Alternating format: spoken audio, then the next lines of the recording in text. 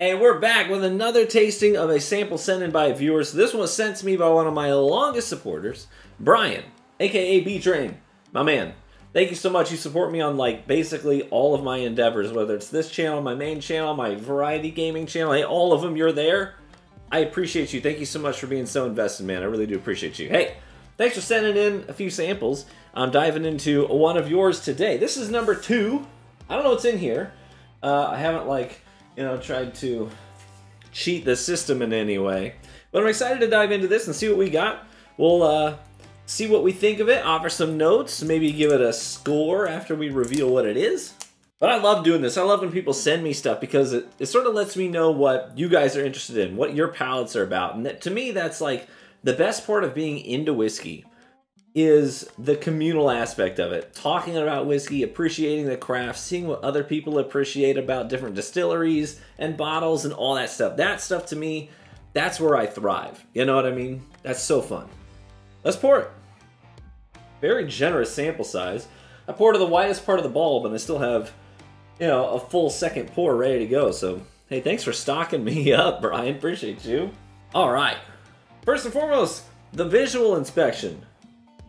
This has a really nice dark brownish amber color. So it's not like, it doesn't, I mean, just visually looking at it, I don't think something like a rye, unless it was like finished in some sort of a, heavily charred barrel or something. But just visually speaking, it's got a nice bourbon-y vibe to it. But we'll see. A lot of American single malts also have similar coloring. I have not smelled it yet. It's got some nice viscosity. I don't know if you can see this, but it's sticking to the edge of that. See how that just cling into the glass? Do you see that? You can. I got a new camera, so you can sort of see it a little bit better than on the previous one. But man, that's really clinging to the glass hard, which makes me, my mouth is already watering. I'm thinking about a really nice oily, coat your whole mouth mouthfeel. Let's go in on smelling it. Put the sniffer right in there. Ooh. It has a sweet nose to it, but it does pack a little bit of heat too.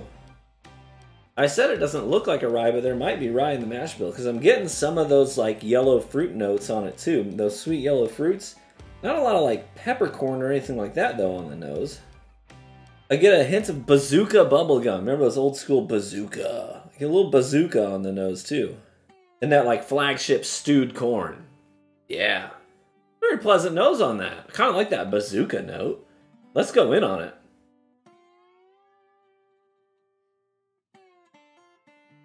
There's no doubt a little bit of that like white peppercorn right up front on the palate. And almost like a twist of lemon, like a lemon zest in there as well. And then those sweeter notes come through on the finish, more like the, more like the yellow fruit and a little bit of that bazooka note we got on the nose. Kind of carries through only in the finish. I don't get it up front. But it sits in your mouth almost like the way that flavor of like, when you first pop a piece of that bazooka bubblegum in your mouth and it's got like that white powdery coating on the outside. That's almost like, has a drying effect initially on first contact. I know that's really obscure, but that's what it reminds me of. Bubble yum on the finish. I like that finish. That's pretty good. Sip number 2. The oiliness really, you saw the viscosity on it. The oiliness kind of sits on the tongue, but on the sides of your mouth, it's almost more like a dryness, almost like a dry wine.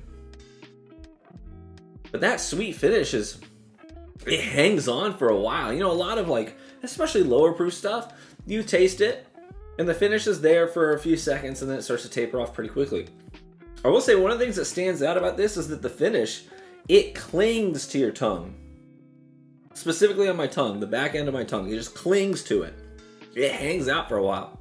I would say if I had to boil this down to one note that is the most prominent throughout the entire experience, nose, palate, finish, I really do think that bubble yum, bazooka gum, that's it. That's the note. I like that a lot, Brian. Thanks for sending that. Let's find out what it is, shall we? No way. That wasn't even on my radar. That is Angel's Envy. It's a single barrel private selection. Barrel SB230380, bottle 157. It is 110 proof. You know what? That is really unlike most Angel's Envy that I've had. And I think Brian shared his own notes. See if he got anything that I got. Well, that's a good note. Cut hay. What a great note on the nose. This is on the nose, brown sugar, cut hay, oak, corn syrup. On the palate, baking spice, dark chocolate, roasted walnuts, spicy. It does have a spice to it. I noted that sort of peppercorn vibe to it. I get that sweetness on the finish that's just really, really good. And that sort of bitter dryingness effect, I think maybe that's what he sees dark chocolate, you know, in the palate. It's really interesting to see where different people land. When they taste the same thing, where does their brain go to? You know what I mean? And that's one of the fun things about tasting whiskey to me, is like seeing where people's brains go to. Because you try to cling to something that's familiar, right? Your brain always does that when it takes in information. This is the whole idea behind optical illusions. When your brain takes in information, it wants to associate it with something it understands, right? Your body just naturally resists things it does not understand. So it tries to associate it with something that is familiar, something it does understand. And so with tasting notes, you're tasting the whiskey and your brain is trying to reach out, you know, in those neurological pathways to grab onto something that you do know, that you do understand, to associate it with. You know, this has made me decide that I will probably keep my eye out. I was in the middle of a statement, and now that he put cut hay in my mind, given he said it about the nose, right in the middle of the palate there, my brain jumped to it as I was tasting. Thanks, Brian. I appreciate you, brother. Hey, if you want to send me in a sample and see what I think of something that you like or that you've experienced, you want me to experience it too, hey, feel free to reach out and contact me. I'll let you know where to send it to. Thank you so much to my Patreon supporters who have been sending me stuff. What a pleasure to experience these things, and especially to do it blind. I really appreciate that. So thank you so much. Hey, if you enjoy the content, leave a like on it. Let me know in the comments section. And I look forward to seeing you in the next one. Hey, cheers. May you live richly, friends, and get better with age. We'll catch you in the next one. Bye-bye.